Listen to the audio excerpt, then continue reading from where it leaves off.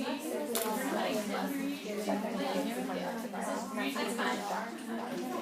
you just got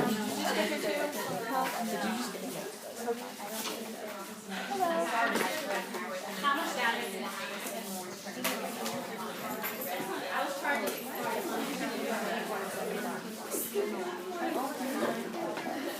It doesn't show the battery when it's recording. Okay, great to see everybody. Happy Monday.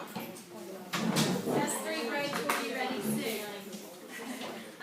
Beth actually is leading the tour on campus in Chicago. Sleep, we're going to do the assignment first here in just a second in our class, and at the end we'll have test folder review for those who need to see their test folders. Next week we'll have the guest speaker on disaster preparedness in person in class, and then a test folder review after that, and then the next week we'll have final exam silent review on April 21st. Any questions about that? Should sound good. It's not required. And I'll be here the full test class time if anybody wants to be here that long, but it starts at the beginning. So once the room is out, it'll be over. Okay, I'm going. Sorry, for that final exam review, do we get to go through our old tests? Have the whole folder here. So you can take notes with topics, not write down whole questions. So like remind yourself how to do a Foley gap. Okay, well this morning Ms. Annette Smith has been with us before in class, but I will formally introduce her this morning because she's going to speak to us on sleep and rest. She did her BSN at Hartford College in New York, and she currently is a staff nurse at the Roosevelt Children's Hospital here in Nashville, and is working on her master's in nursing education at TSU. Dr. Beth Hallmark is also working with her as in her master's preceptorship. She's right here. You may have met her at some point in the past.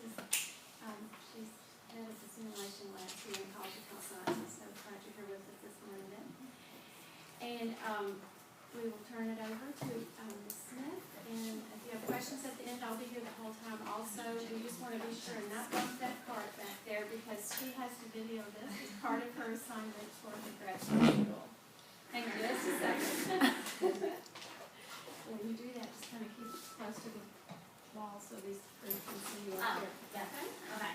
So we'll start with your assignment. If you have those out, please, your sleep assignment. I'm going to go over those with you, and then you'll turn those in like usual. I put a little half sheet on your desk. We need to know what's helpful when learning your skills for the lab and for clinical. So if you would fill that out before you leave today, after the sleep class. If you guys also want to grab your clickers, you're going to need them. So overall, get them to have. Got the back one on. Everyone had their assignment out? Okay, let's do front to back. I can't see everyone's name. So, back table, number 1. True. True. Sleep is needed for optimal psychological and physiological functioning. Number 2. Let's skip tables. We'll skip tables. Me? Yeah. Said C, REM. Which type of sleep is associated with dreaming and is essential for psychosocial and mental equilibrium?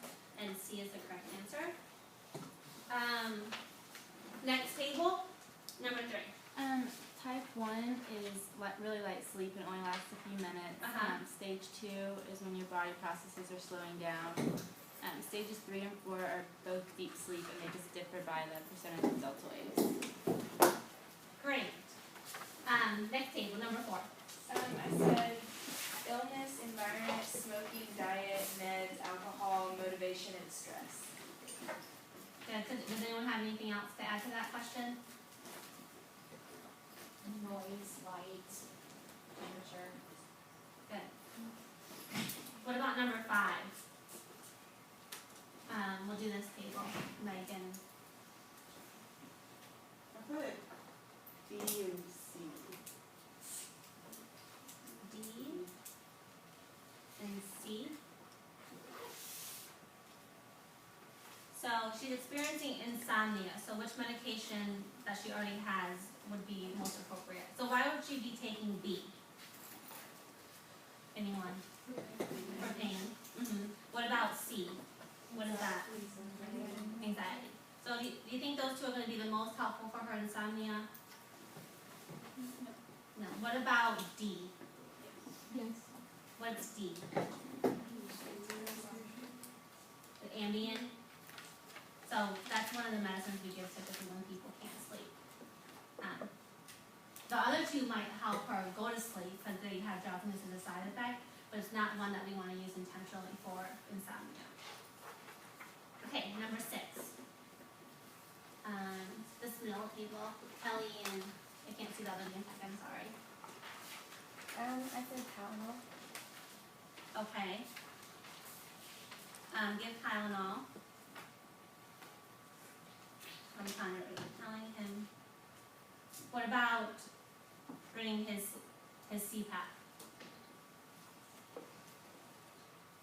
That's another thing that we should make sure that he has in the hospital.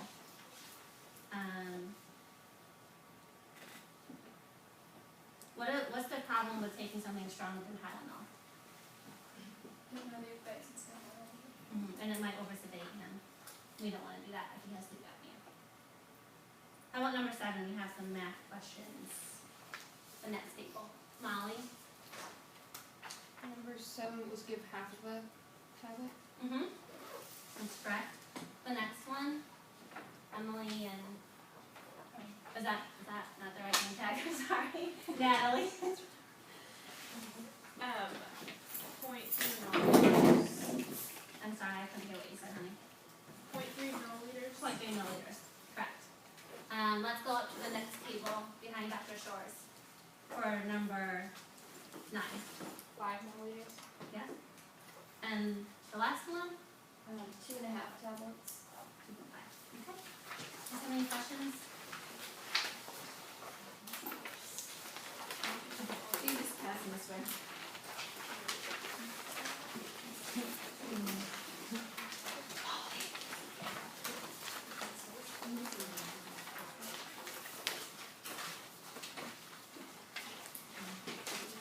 Is that the right way or is it off? Usually the back one on, I'll take the back one. whatever.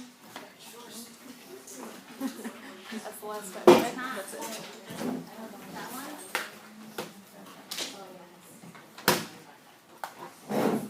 That's how I use it. Well, we might need to try something different because that's a little bit dark. There. Can y'all see okay? Can everyone Yes. see? Yeah. That's really pretty like that. Okay. So that, Emma, can you see me okay on the video? Okay, good. So we're gonna talk about sleep and rest today. And we're gonna start with a question.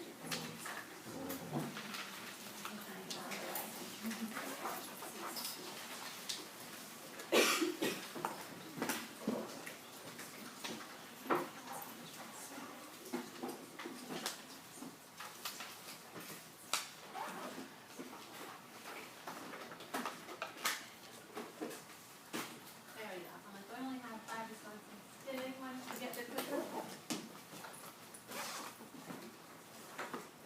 Everyone else has it? We should have 29. I know. Has everyone pushed their clicker? Okay. 5, 4, 3, 2, 1. Okay, we're missing a couple of people, that's okay. Okay, number 1. You don't want to explain to me why they picked number 1? That is the correct answer, by the way.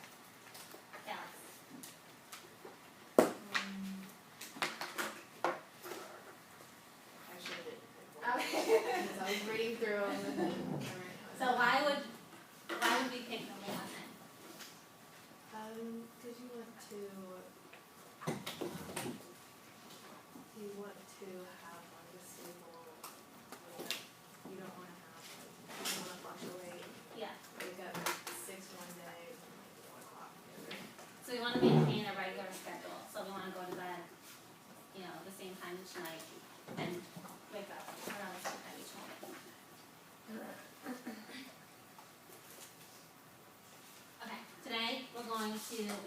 the physiology and functions of sleep. We want to identify characteristics of both non-REM sleep and REM sleep. We're going to describe variations of sleep patterns throughout the lifespan. We want to identify factors that affect sleep. We're going to describe some common sleep disorders. We are going to identify the components of the sleep assessment, develop nursing diagnoses, outcomes, and interventions related to sleep problems, and describe interventions that promote sleep. So who feels like they need to have more sleep? I feel like all of us. Do you ever feel like there should be more hours in the day so you can get more sleep? And I think a lot of us feel that way and probably can relate to this woman here in front of the computer. So it is a public health epidemic, insufficient sleep. It causes us not to be able to concentrate as well. We have increased irritability. Does anyone else get irritable when they haven't had sleep? Yeah, me too. My husband and my kids are always, they know when mom hasn't had enough sleep. And also, we aren't able to make sound judgments. It also increases our susceptibility to illness and disease.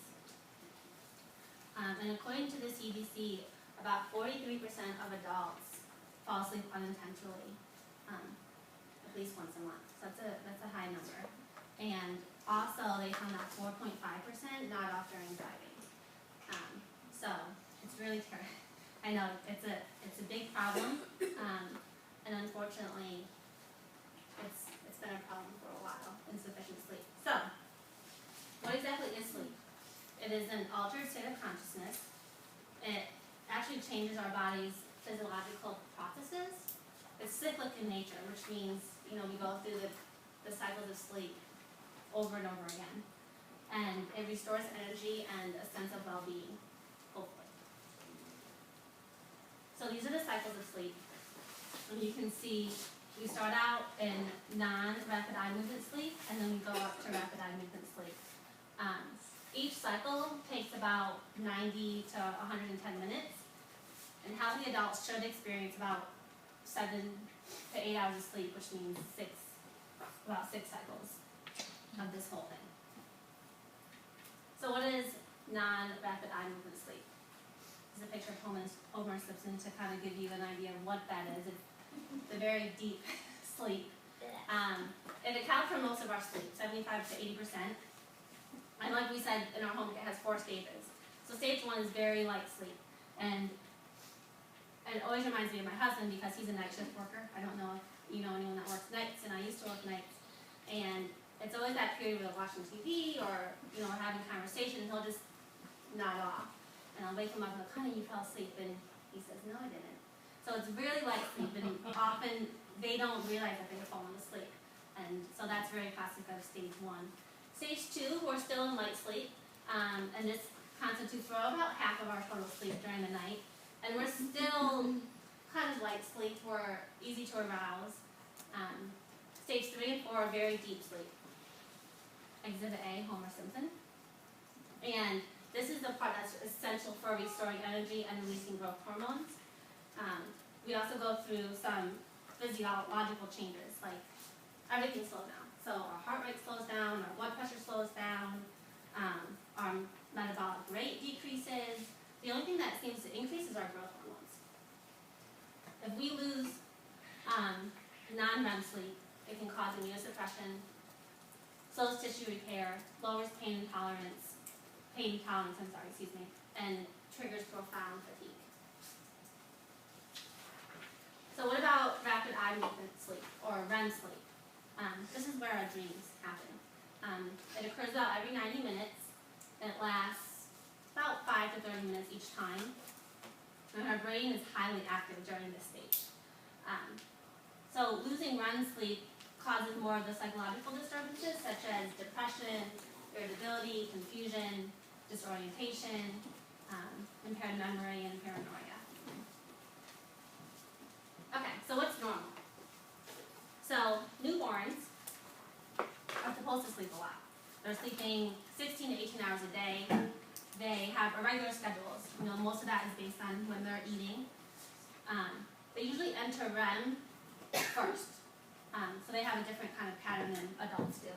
infants and toddlers, this is when a sleep schedule should be established. They're still sleeping a long time, 12 to 15 hours a day, and they should be taking naps. Preschoolers, we want to help maintain that regular schedule. They also, this is the time when they become fearful of the night. So they might be afraid of monsters under the bed, or afraid of the dark, and so they need a nightlight. They might want their favorite stuffed animal with them, or a favorite blanket. And they also try to prolong sleep. You know, Mom, I need this. Mom, can you do this for me? And they don't like to go to sleep. So school age are supposed to be getting 10 to 11 hours a day. A lot of times they're getting less. And this is when computers and TV start to be an issue, because they want to stay up watching their favorite TV show or playing their favorite game. I know with my children this is a major issue. They want to stay up and play Minecraft all night. Adolescents should still be getting about 9 to 10 hours of sleep, which rarely happens. And they tend to think that there's a circadian rhythm shift. You know, adolescents tend to stay up really late, you know, midnight or later, and then get up really late in the morning, you know, in the afternoon, usually, sometimes, if they're allowed to. So they think our cycle shifts, so that's more of a normal pattern for adolescents. So, adults and older adults. Adults typically need 7 to 9 hours a day. Work is a major impact. So a lot of times they might be working overnights, they might be traveling for work, or they might just have a demanding work schedule that impacts their sleep. Students, you guys can all identify with this, get less sleep. Also, this is when stress, depression, and pain start to affect our sleep, and women are at increased risk for not having adequate sleep. Older adults still need the same amount of sleep as adults, which you've noticed throughout the other spans of life that each time it's gotten less. But older adults still need 7 to 9 hours of sleep. They tend to go to bed earlier and tend to wake up earlier. So opposite from what the adolescent does. Usually if you're in good health as an older adult, you're sleeping better. If you have poor health, you have a lot of medical issues, then your sleep is probably not the best. They have increase in disturbed sleep, and like I said, the need for sleep does not decrease with age. Okay, our next question.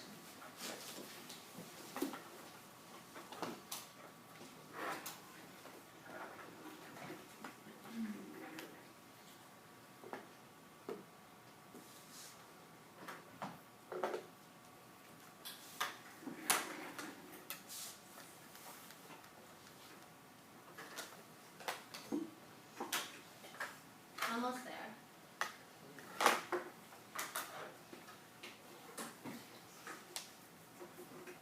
5, 4, 3. Ooh, we're close. Let's see which answer is right. Okay, someone who picked choice A, tell me why they picked choice A.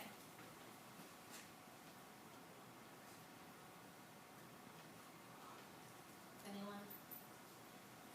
Go ahead. Because it's an altered state of consciousness.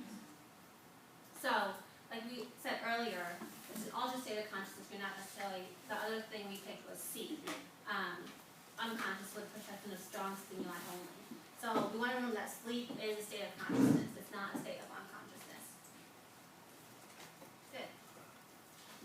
Okay, here are some factors that affect sleep. So first let's talk about sleep quality and quantity. Sleep quality is subjective. It's how the patient or yourself feels after you wake up.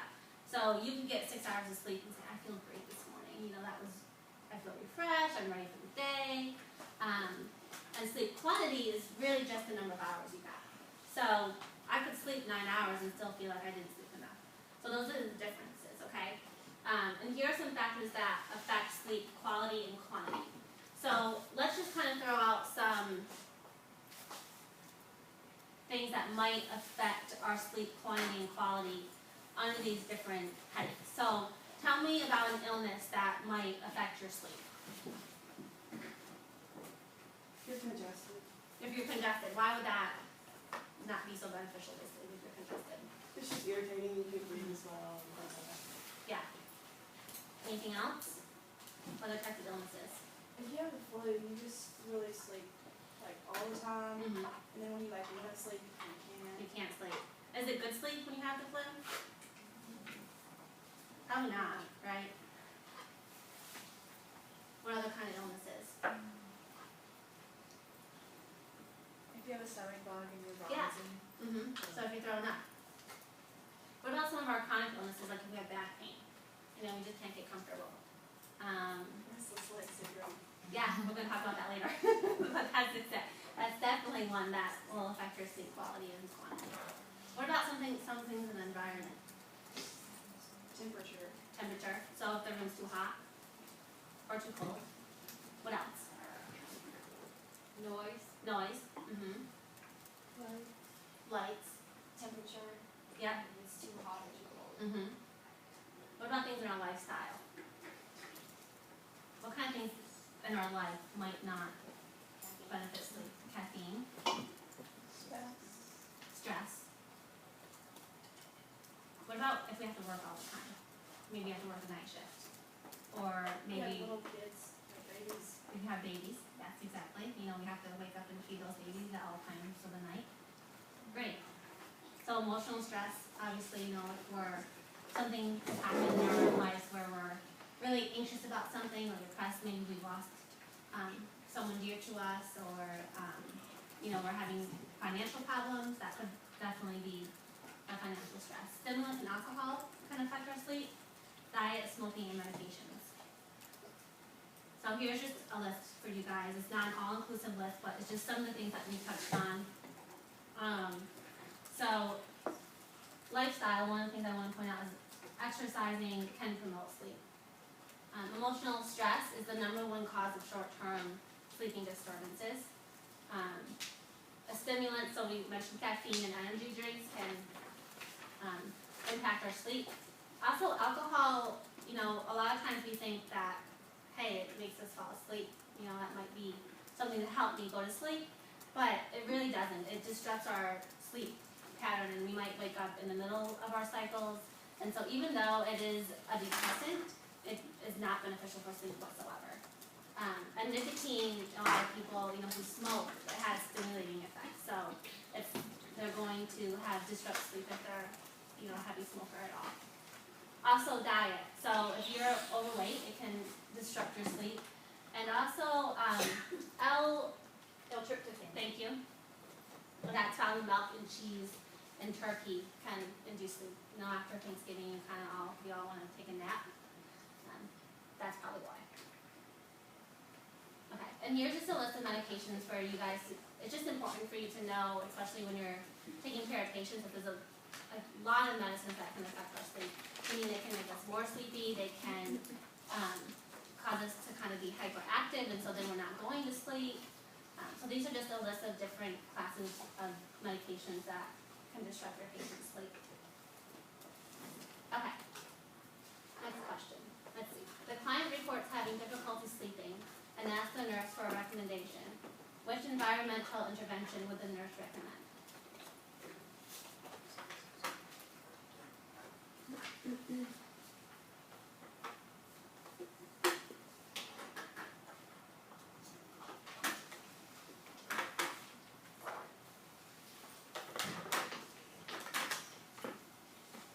Okay, almost there. Got 4 more. 2 more.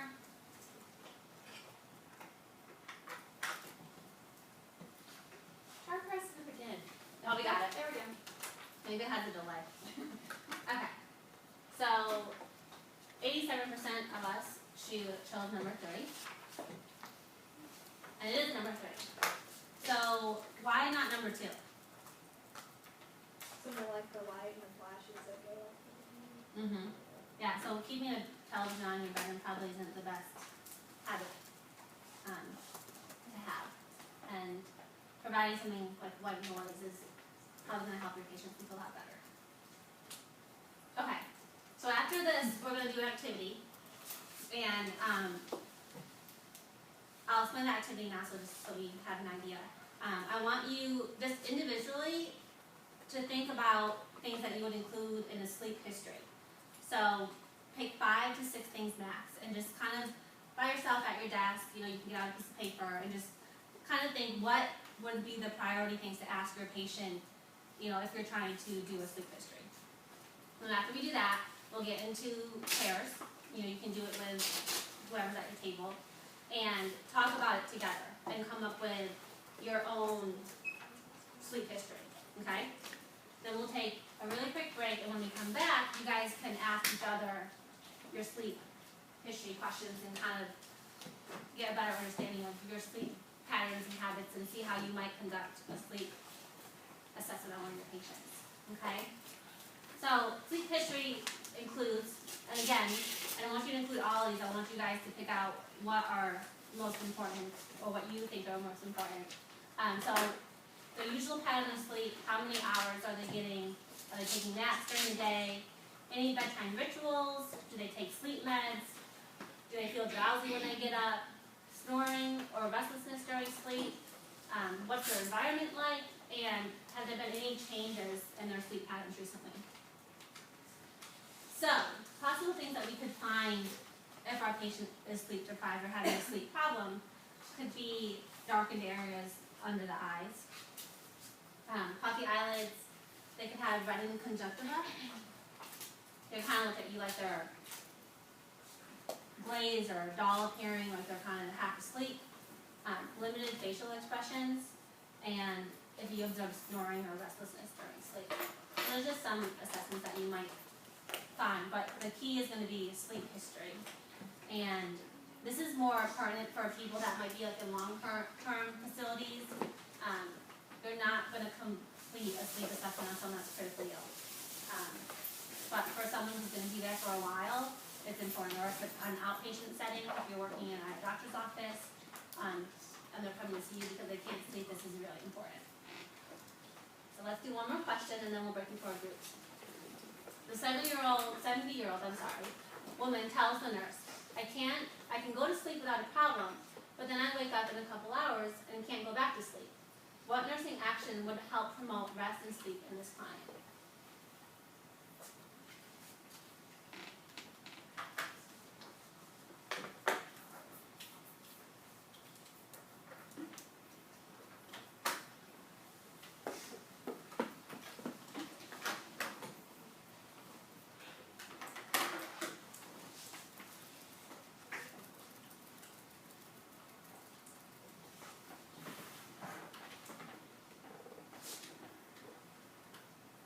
Okay, almost there.